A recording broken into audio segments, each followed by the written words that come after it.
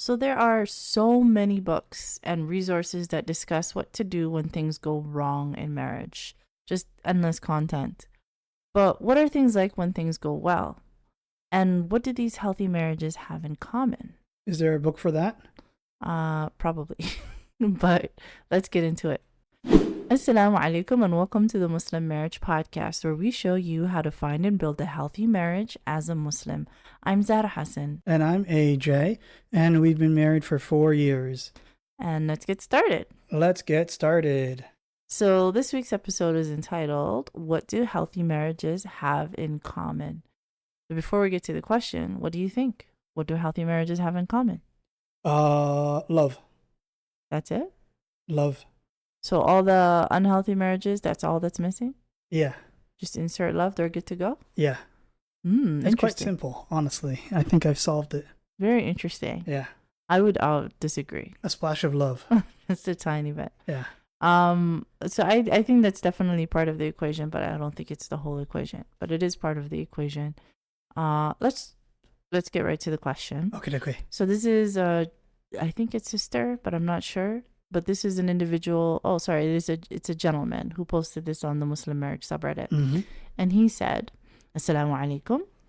Throughout my search and my experiences talking with potentials, meeting families, and learning more about what a marriage looks like, along with its responsibilities, I've noticed a common theme: that happy and healthy marriages are surprisingly very similar. We see our friends and online that people have so many things that they look for in a spouse, most realistic, but some requirements seem like they think their spouse is coming from a character customization option. Some people are very affectionate. Some people avoid displaying any emotion or weakness. Some love to talk, some love to listen, some are passionate about their career, some crave the comfort of their home. It seems everyone is so different, and there is so much diversity in what they are looking for that it seems impossible when someone like me, as I am, and I will like someone as they are. However, in the happy and healthy marriages that I have seen, both partners are emotionally available. They make sure their spouses feel loved and appreciated. They share hobbies, they share values, and among the most important things is that they respect each other and their wishes. Now, how come these marriages are so similar if the individuals themselves were so different? Those who are married can comment on this more than I can, but it seems to me that after marriage, you learn to mesh together as a unit instead of trying to be rigid in your own wants and desires. I have seen people who hate physical touch hug, and I know people who were adamant about having a career, but once they got married, they enjoyed life at home and became housewives or house husbands. I personally know a friend who hated showing any emotion, but now he just can't express his love enough for his wife. I guess what I'm trying to get at is that marriage is a union, not an intersection. You learn to live with and love all of your spouse and not just the things you have in common. Compromise is necessary, maturity is necessary, and love settles in when you do things for your spouse because they are your spouse and you respect them and you know that they would do the same for you because they are mature, well-adjusted individuals. We were made from clay, and two dry, rigid pieces of clay cannot mix into one. They will crack, break, and ultimately stay into two separate pieces of clay. The only way they can join together fully is if they are malleable. So to those who are happily married, how has your experience been? And did you know your spouse was the person of your dreams when you met them? Or is that something that they became after marriage? I think there are 3 times in which a man's personality matures. The first is when they hit puberty. Okay. The second is when they get married. The third is when they have a child. Yeah. Probably the same for a woman. I think it's true for human beings. Right? So it sounds like this brother, his idea, and it's beautiful that he's thinking about this so early, while during his search, in order to try to understand how marriage works, even while looking for a wife and not yet having found one. Inshallah, he's found one by now. But it sounds like what he's saying is that people are very, very different. And when they get married, they're getting married, no matter how compatible they are, to a different human being than them. And that he believes that the what makes a marriage healthy is that spirit and willingness to compromise. And once you have find compromise, that you become happy in the things that you've compromised in, so that the person who had a career is now happy to stay home. The person who their love language was not physical touch is now happy with physical touch. I think those are the examples he gave. Mm-hmm. So he's saying it's compromise, and that eventually the compromise itself will feel good. What do you think about his thoughts? Do you think that's what it is that makes a healthy marriage healthy? I think the fact that people are different is what makes marriage likely to succeed, or more likely to succeed. I know people comment often about, oh, I wish I just had a female version of me or a male version of me to marry. Yeah. But that, I don't think that'll ever work out, because your partner is supposed to be there to help you with your shortcomings, not multiply them. Yeah. Right? Not copy them. And so, like, if you're one puzzle and then you have a carbon copy of yourself, you guys are not going to connect. Yeah. I agree with you. What I think, so in our divorce series, I think we'll be consistent with what it is that I think about healthy marriage. I think it takes exactly two things to make a healthy marriage, two ingredients. The first ingredient is a willing partner. Right, a partner who cares about your well-being, and who's as invested in the marriage as you are. So a willing partner. You'll never be able to row the boat on your own, no matter how hard you row, unless your partner helps you. So a willing partner. The second thing that you need is effective communication, good and effective communication. Now, as I'm getting older, right, and as I am spending more and more time coaching and spending more and more time in our marriage, and I do more reading, I think there is a third ingredient that I think is important, that covers over the missing places that communication alone will not be able to cover over. And I think it's what you mentioned. It's love and rahmah. Right? The longer that you are with your spouse, and that because love, in my opinion, is something that grows. It's not something that is at first sight. It's something that grows. It's more like a plant. Yeah, that's the way it's supposed to be. Yeah, it's something that is nurtured and grows over time. But I think that rahmah and the mawadda that Allah subhanahu wa ta'ala mentioned is what covers over what your communication cannot cover. So if we give an example, we have a husband and a wife, and they have been married, we'll say 2 years. They're right at that point of the power struggle phase where his flaws are really flying and her flaws are really flying. Each of them is just really annoyed with the other, which is a normal part of marriage. And she's very concerned about these dishes that just never seem to get done no matter what happens. So she'll sit down, he'll sit down, they'll have that communication and that conversation to try to fix what it is that's going on. At some point, you're going to have conversations where you won't really be able to find a solution. That's just the reality in marriage, right? No matter how many times you talk about something, there are just some battles that you're going to have to let go of. Yeah. That just can't be won. And in the case of the dishes, a battle that I can tell you that I know many women have lost is, can you please take your dishes to the sink? That's a big battle that I hear from a lot of clients. A lot of women have trouble about, they tell me, I don't want to have to pick up after him. I really, like, just picking up after him is something that exhausts me, and it just makes me feel not valued, not respected, and everything she's saying is valid. But this is often a battle that many women find themselves having to just let go of. And a question they'll often say to me is, well, then I feel like I'm being taken advantage of. If I'm doing all these other things, doing the emotional and physical and so much labor in this marriage, then what's happening for me? Which is a valid question. Ideally, she's not doing all of it. Yeah. But this battle of picking up after him is something that is just really feels like it's tipping the scales. This is when I have the conversation with her, that I tell her, on his side, your husband, ideally, if this is a man who cares about you, and he is invested in your well-being, and this is someone that ideally fears Allah subhanahu wa ta'ala and who's doing his best to take care of you. Part of what he will do, and part of, in my opinion, what it means to be a good husband, is that he will give you space to be frustrated with him. Does that make sense? Yeah. I don't mean I never mean abuse, right? If anything ever crosses the line into abuse, that's not what we're talking about here at all. Yeah. And that's a whole different conversation with somebody above my pay grade that you need to be having with and getting to a place where you're safe. But I'm saying within the realm of a healthy relationship, that he gives you space to be frustrated with him. Yeah. And that means where you can vent to him, and that he gives you, that he won't be so nitpicky, that just like you're letting this thing go, he's letting other things go. Yeah. So we talked about letting go. I'm sorry to do this to you. Okay. The puzzle piece example that I brought up earlier, where I said if the puzzle pieces match, they're not going to connect.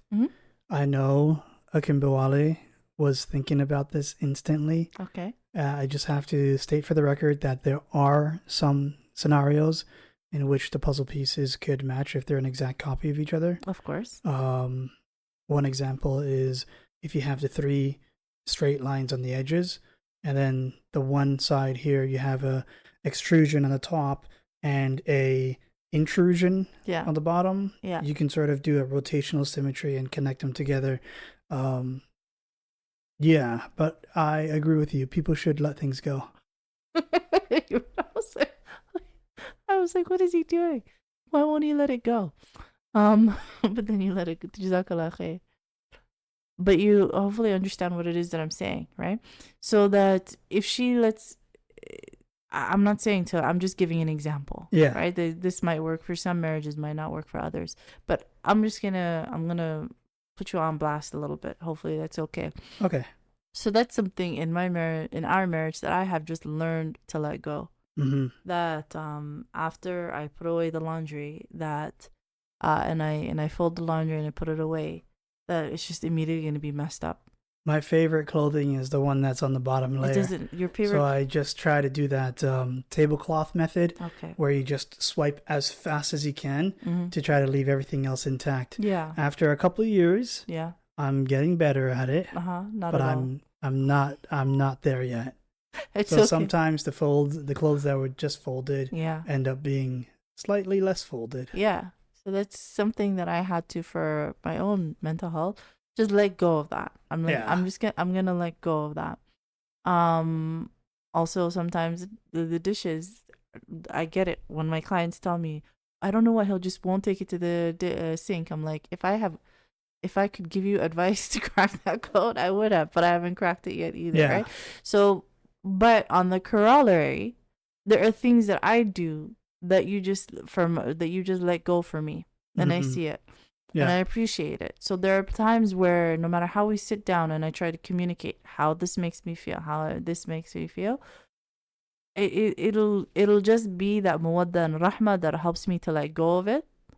And for you also, there are things that I do that I know bother you. Yeah. And I appreciate you for not putting me on blast. That's one of the things that you're... In my defense, the sink is usually on the lower level. Of course. I'm on the upper level, so... I get you. I'll keep the dish there until I need to go downstairs. I understand. I appreciate it. But I get it.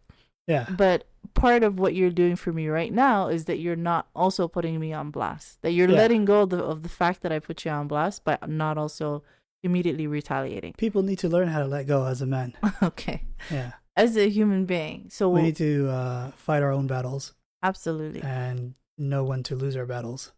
There you go. So just giving me that space to be frustrated and to vent, and not always holding me completely to account for it, and similarly letting go of some things. Does that make sense? Yeah. So those are things that sometimes you will have sat down and tried to communicate your way through them and not succeeded, or sometimes you will not even need to sit down and have the communication because you just let go on your own without having to have the discussion. So those are the places in which the mawadda and rahma can come in and cover over. Yeah. Does that mean? And that is something that will happen over time with a shared history, with trust that you build within one another over time, inshallah. So in the very beginning, in your early of your stages of your marriage, that's something that you're gonna have to build towards, right? Yeah. So if you're in an early, especially in the first 2 years of your marriage, don't be shy. Don't be too shy to feel like we're discussing too much. We're communicating too much. There's no such thing. Anything that can lead to resentment, and only you know what's going to build resentment within you. Anything that can potentially lead to resentment is something that you need to talk about. Yeah. And if you can find a perspective, like if it's something that on the grand scheme of things is actually not as big a deal, I'm not saying it's any less valid. Like it can be extremely upsetting when somebody won't take something I'm not talking about you, but won't take something to the sink. But in the grand scheme of things, like this individual is still a good husband, a good father to your children, a good son-in-law to your family. He's doing so many other things, no matter how frustrating that spoon is, right? Coincidentally, there's a dish on the table right now. I can tell, believe me, that's what the whole episode is about. Ayo, we made it, boys. But what I'm saying is, it's to try to weigh it objectively. You know what I mean? So not everything is going to be a battle. The longer that you are married, the better that you will feel about being able to let some things go, because your spouse will have been able to show you in so many different ways that they do actually respect you, that they do appreciate you, they do prioritize, and they do all these other things so that you can. In the beginning, because that shared history is not there, that evidence is not there in your hands, definitely try have those discussions and communicate your way through. Exactly. Okay. So here's an example, right? And this is an example for the ladies. Okay. Suppose you're walking home and it's night and it's dark. Okay. You're walking on the sidewalk. All right. You see a mysterious figure behind you. I'm scared. Following you. What do? Almost every woman's going to say, I pick up the pace. Yeah. I clutch my purse. I make sure I keep constantly looking over my shoulder, make sure he's not getting any closer. Yeah. I look for the nearest exits, the nearest police stations, the nearest open store. Okay. But what if that man was your coworker? Run faster. Well, I mean, for you, yeah, because I'm your coworker. There's a legitimate threat there. Yeah. But what if that man's your coworker and you've known them for a couple of years? Yeah. Right? Yeah. You wouldn't feel scared if they're walking behind you. Typically, what that would indicate is that because you guys have built up that rapport, you know that your coworker is more safe than a stranger. Yeah. And so, even though there are red flags going off, hitting your nerves or your sense of security, because you have that shared experience, you're able to cope better. Yeah. Exactly.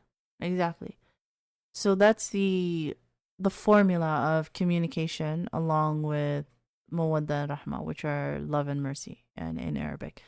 I think those are probably the most important ingredients in a healthy marriage. Good communication along with that love and mercy.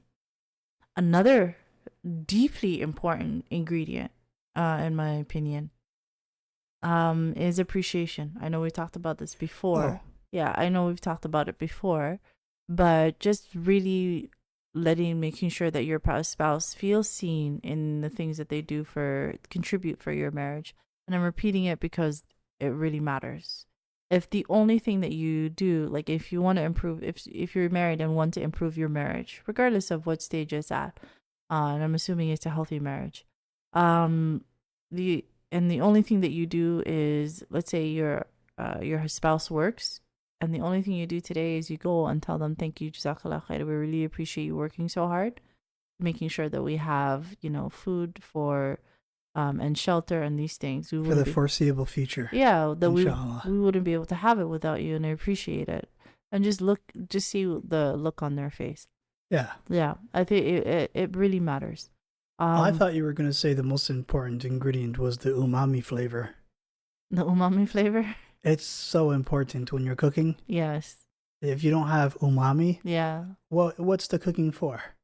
I don't see the Sustenance, apparently. eating, Yes. life-giving. Have you been watching too much of the Uncle Roger videos? Have I been No. making you watch too much of the Uncle Roger videos? Only a few. Only a few. Okay, so if you're familiar, he's another creator on YouTube that I have been very fascinated by recently. He has Aunt Helen. Mhm. We have a Kimbawale. There you go. But yeah, so appreciation for your spouse can be very helpful. But by and far, the two most important things that you can do to make sure that you have a healthy marriage, if you're single and trying to get married, or if you're already married, number one is to make sure you have an invested partner. If you're already married, there's nothing you can do about that. Yeah. All right, that's why it's important. It's so vital to make sure that you have an invested partner when you're in the searching process. Number two is to make sure that you have the right, good, effective communication skills, and we've talked about that at length on this channel. And if we were to add something to that, it would be to understand that you're not going to be able to communicate your way through everything. You can communicate your way through most things, especially the important ones, right? Like if you have to move, or which in-laws are we going to visit this weekend, or just the big ones. But you're not going to be able to communicate your way through 100%. And that the extra 10, 15, 20% that you can't communicate your way through is going to be covered over with the love and mercy that you have towards one another. And that love and mercy is not something that shows up on day one. Understand that it's something that it grows over time, with each diaper that you watch your spouse change for your child, with every single month that you're able to cover bills because of them working, just with everything, with your shared history. Yeah. Right. That's something that cannot be purchased. It can only be seen growing over time. So hopefully that makes it clear. Those are the ingredients, in my opinion, for a healthy marriage. And if there are tips for how do you improve the marriage that you already have? I have. Oh, okay. Okay. You want to add some sugar. Okay. You want to add some spice. Mm-hmm. You want to add everything nice. All right, I appreciate that. All of that can be captured in the word of appreciation. Or Powerpuff. Powerpuff, right? So what we spoke about is what's necessary to create a healthy marriage. Now, if we were to create a list of tips of things that you can do to improve your marriage, at the top of that list is going to be appreciation. Another facet on that list is going to be, I know people talk about this all the time, but there's a reason that they do, is through love languages, to find out what is your spouse's love language, the language in which they not only give love, but also the language in which they receive love. Mm-hmm. There's two dimensions to that. It's going to be different. For me, I receive in words of affirmation, but I give in giving gifts, right? So be affirmed. Yeah, thank you. But that's just to show that there's two dimensions to that. Yeah. So find out what your own love languages are and what your spouse's love languages are, and then to try to do things for them on a daily basis, on a weekly basis, and on a monthly basis that will show them, let them know in a special way that I really care about you, to strengthen that bond that you have over time. Because when the communication breaks down, when all of these strategies they break down, what will keep the two of you together is the bond that you have, that mawadda and rahma. That bond is the safety net that you have under the two of you to keep your marriage intact, In Shaa Allah. So if you want some hints for some habits that you can develop on a daily or weekly and monthly basis, feel free to download my free Healthy Habits Marriage Guide that gives you exactly that, just those tips, daily, weekly, and monthly. But overall, the idea is to create a culture in your relationship of showing each other, of just if you have to put a reminder in your phone, put a reminder in your phone. of showing each other intentionally that I appreciate who you are, and I care about who you are, and I'm very happy that you're in my life. So Mm-hmm. that message comes across to your spouse every single day, right? And you can have a sit down and have a conversation and let them know that it's also important that they do the same for you. But most likely they'll just naturally reciprocate, right? They'll naturally reciprocate that. If you tell your spouse that I really appreciate this thing that you did, that means so much to me, 9 times out of 10, they're gonna say, thank you, and I appreciate this thing that you did. Like a lead by example, but you shouldn't have to lead by example. You can also sit down and have a conversation, right? Um, hopefully that makes sense. Yeah. Yeah. So those are the things that you can do to improve your marriage. Show appreciation and uh generally and specifically through their love language. I think this was a relatively short episode because surprisingly, it's a short topic, Yeah. right? If you are married to somebody who cares about you and you have good communication skills and you make a habit of showing them that you appreciate them, it's a slam dunk. If you guys have any of your own questions or topics we want to talk about, go ahead, give us a comment, subscribe, like. We'll perhaps talk about it on future episodes. Let me ask you, I know I've asked you this before, but I keep asking you this because it's interesting to see how the answer changes over time. What advice would you give a young brother who reaches out? Let's say they go onto the website and they submit a question of saying, listen, I'm getting married. Yeah. And what advice would you give me to be a good husband and to make my marriage work? My advice would be start watching our podcast, episode 1. All right. Let's say, is there any other advice that's not in the podcast? Oh, well, I mean, all the advice is in the podcasts. Yeah, but are you talking about like advice that are provided succinctly? No, I mean from man to man. Well, it honestly, I think for men, it's difficult to find the right partner, specifically because even if you believe that you're committed to the partner, they might not show commitment to you at first. Yeah. Because some women, I think, expect there to be a spark. Yeah. Right? Right off the bat. But that spark sometimes needs some time to build. You're trying to start a campfire.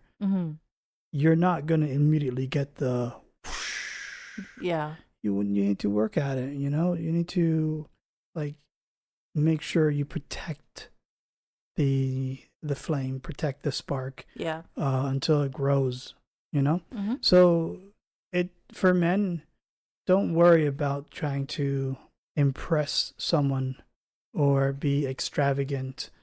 Just be yourself. Yeah. And you'll eventually find that person that can see that spark inside of you and nourish it into that fire that keeps you warm. So let's say if he found it. I'm sorry, I know I'm harping on this, but let's say he found this person. Yeah. And he's getting married to her tomorrow. Yeah. And he's saying, as a new husband, right? As a brand new husband. So your first advice to him is to understand that she might not know this is something that grows over time. So to be patient with that. Oh, no. If you're already married to her. Yeah. Know when to keep your mouth shut. I cannot tell you how valuable that advice is. In regard to an argument, if it's an argument that's trivial, that doesn't actually affect anything, you can let that argument go. Yeah. You don't have to be right every single time, Yeah. And even if you know that you're correct, if it's something as trivial as hey, you dropped the spoon and you know that you didn't drop it, but rather she dropped it. Yeah. She just didn't realize that she dropped it. You don't have to say, well, I didn't drop the spoon, you dropped it. You can simply say, I'm sorry. Okay, I'll clean it up. Things like that. There are moments where I can see in your eyes that that's what's going on.